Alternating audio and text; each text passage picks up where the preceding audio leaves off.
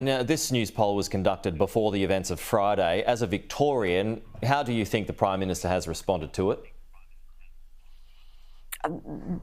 The news last week of the firebombing of a synagogue in Melbourne was so confronting because there is no other word for it. This is an anti-Semitic act of terror, and the Jewish community have rightly looked to their government for leadership on this issue and found it sorely lacking. And let's not forget that this issue of the firebombing of a synagogue comes only a week after a protest outside a synagogue in Sydney where worshippers cowered in fear of their safety inside.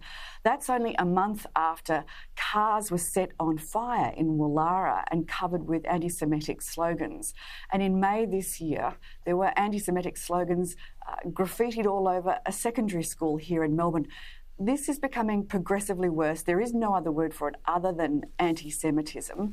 And unfortunately, that has been emboldened and indeed enabled by a government that has failed to take the lead on these issues. Should there be an emergency session of National Cabinet? We certainly agree that there is work that needs to be done to ensure the protection of our Jewish community, our loved Jewish community, a Jewish community in Australia that has contributed to our economic well-being and prosperity for decades, is now being singled out and persecuted. That is unfair and unreasonable. We need to make sure that the laws that we have already are being responded to, that we are enacting those laws. And if the laws are inadequate, well, then they need to be strengthened. This should be a priority of government. And if it's a National Cabinet that takes that, well, so be it. But I think that we'll be looking to the Prime Minister to take the lead on this issue. What about, and we'll just have to wrap here, Jacinta Allen's no-show yesterday, the Victorian Premier. Do you have a thought on that? Yeah.